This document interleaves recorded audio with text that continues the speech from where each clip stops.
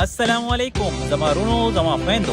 انسان اله کامیابیږي چې هغه نور نه خپل ځان بدلیدل شروع کړي. په دنیا کې هر کار ممکن دی، بس د انسان د دننه نه یو آواز راتلل پکار دی چې زه دا کولی شم. خو بس خبره دا ده چې د دې دپاره انسان له ډېره زده کړه پکار ده د خپل زندګۍ مشکل وختونو نه چې کم په انسان باندې تیر شوي دي. خو چېرې تاسو زده کړې ته تیار نه یې نو څوک هم ستاسو مدد نشي کولی. او که چېرې تاسو د زده کړې فیصله وکړه او زندګۍ کې صرف زده کړه کوئ نو بیا تاسو څوک هم د کامیابۍ نه نشي منې کولی. کیدای شي چې تاسو دا خبره اورېدلې وي څوک څه وایي نو وایي دی که نه زموږ پیسه ځي. دا خو د وخت خبرې دي او وخت خو په هر چا راځي یارانو. خو تاسو چېرته ځان کې یره پیدا کړه، مطلب چې تاسو په زړه کې څه شک او شبهات وي او څه قدم نشئ اوچتولی نو بیا تاسو کله هم په زندګۍ کې مخکې نشئ تللی. په اصل کې یره مرض څه هم نشته، دا د انسان صرف یو سوچ وي چې هغه مونږ کامیابۍ نه منې کوي. په دې کې د چا څه قصور نشته. خو تاسو چېرته د خپلې ناکامیابۍ وجه بل انسان یادوئ نو دا ستاسو د ټولو نه غټه غلط فهمي ده. ستاسو د هر مسلې حل صرف او صرف تاسو سره دی. نور خلکو سره خو صرف مشورې وي ستاسو دپاره. نو که چېرته په دنیا کې کامیابېدل یا ترقي کول غواړئ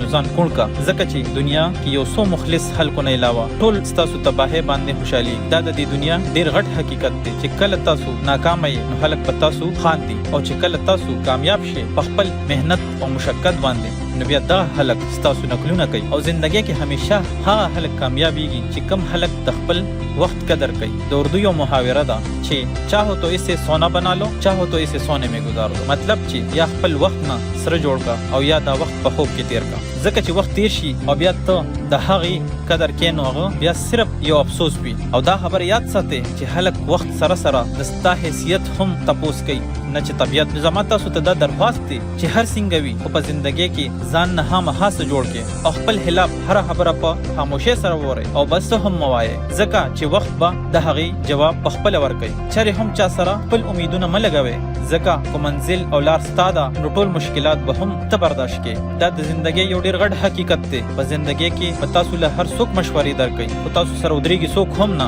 انسان دا یو هم فطرت دی چې کله څوک زړه ته پرېوځي نو بیا د هغه غلطیانو ته نه ګوري، او چې کله څوک د زړه نه وځي نو بیا د هغه حوالې او انسانیت هم نه ګوري. خو ستاسو انسانیت، حوالې، انصاف پسندي څوک نه مني نو هغه په خپل حال پرېږدي. موږ د چا سوچ نشو بدلولی، ځکه چې وي د سرو قدر زرګر سره وي. کامیابي د سحر غوندې ده چې په غوښتو نه په پاسېدو سره ملاویږي. او کامیابي صرف هغه خلکو ته ملاویږي چې کم انسان کې پیشن وي، یو ضد وي چې زه به دا مقام انشاءالله لازمي حاصلوم. او مشکلات خو د زندګۍ یو حصه ده چې هر وخت هر ورځ زموږ په لار کې ولاړ وي. خو انسان په خپل مثبت، پازیټیو او غټ سوچ باندې کامیابیږي. د الله په امان زما رونو، امید لرم چې دا میسج به ستاسو خوښ شوي وي. ډېره ډېره مننه.